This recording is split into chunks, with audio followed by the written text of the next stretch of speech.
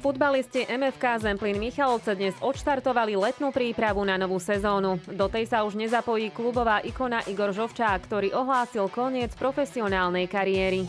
Káder opustilo 9 hráčov, vedenie intenzívne hľadá náhrady. Klub navyše plánuje aj rozsiahlu rekonštrukciu štadióna. Prvý tréning na zelenom trávniku odštartoval novú kapitolu. V podstate včera sme ešte len začali, nie dnes, ale včera už začali chlapci s prípravou.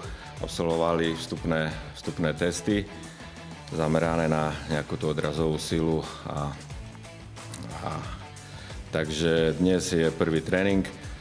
Mali by prísť všetci hráči, ktorí skončili. Hráči, ktorým skončili zmluvy, v podstate sa už zapojili do príprav s niektorými inými klubmi. Letná príprava prebieha po výraznej obmene kádra, z ktorého odišlo až 9 hráčov, vrátane kľúčových opôr ako Kyziridis či Taraduda. Tak o niektorých odchodoch sme vedeli, lebo končili im zmluvy, bol o nich záujem. Iné prišli možno trošku nečakane, ako Denis Taraduda, prišla ponuka z Trnavy, tak sme ju využili, bola pre nás výhodná. Takže z tohto hľadiska áno, ale budeme sa musieť poobzerať. Aj sa obzeráme, nespíme, pracujeme, ale niektoré rokovania sú ťažšie, takže ja verím, že sa dohodneme a že tí hráči budú pribúdať. Hráčov mladých máme dostatok, vyťahli sme ďalších nových hráčov z dorastu. Takže je tu toho dosť, ale potrebujeme kvalitu, aby sa aj tí mladí vedeli učiť a aby sme napredovali, tak to potrebujeme ich dotiahnuť a uvidíme. Najbližšie dni ukážu, nechcem predbiehať. Sme v rokovaní s niektorými ďalej, s niektorými je to komplikovanejšie, takže uvidíme. Najväčšou zmenou je však absencia dlhoročnej ikony zemplínskeho celku. Igor Žovčák po 493 zápasoch v najvyššej súťaži zavesil kopačky na kliniec.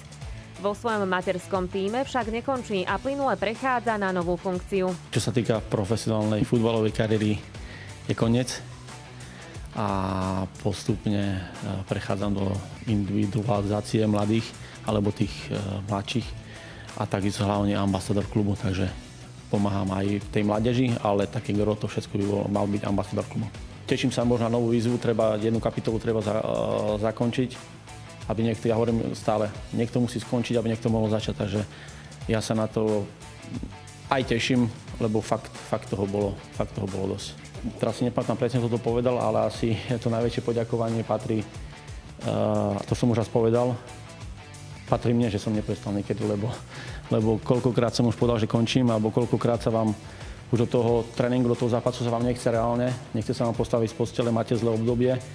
A na to niektorí možno hráči zabúdajú, že, alebo možno aj tí ľudia, že není to jednoduché, ale zase na druhú stranu, ako hovoríme každému mladému, že aké je to ťažké, není to ťažké. Už keď dneska sa pozriem naspäť, že všetko máte nalíkované, že ako vám povedia, čo môžete robiť, tak to nie je také ťažké, lebo dneska nezoberiete 15-ročného chlapca a hneď hodíte do Ačka. Takže postupne mu dávkujú, ale krásne spomienky, krásne momenty, takže ja som za to veľmi rád a veľmi vďačný. Po odchode skúsených futbalistov budú musieť prebrať väčšiu zodpovednosť mladší. Jedným z nich je Artur Musák, ktorému budú rady od Igora Žovčáka chýbať priamo na ihrisku. Určite ten rok mi pomohol a som viac skúsený a sa budem snažiť prevzať to, čo by som mal prevzať. To mi možno bude chýbať, že tie rady Žofové nebudem tak často dostávať, ale určite, keď mi niečo povie, tak si ho budem počúvať, ako som to robil.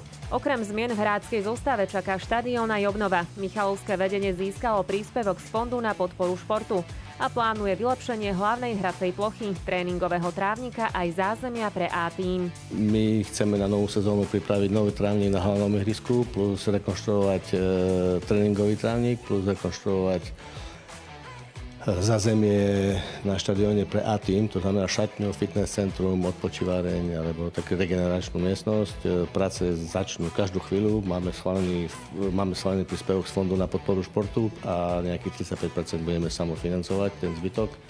Takže každým dňom sa spustia práce rekonštrukcie. Zemplínčanov počas leta preverí séria prípravných zápasov. Prvý odohrajú už v sobotu 28. júna doma proti maďarskej Kišvárde. Následne ich čaká východňarské derby proti FC Košice a konfrontácie s poľskými súpermi.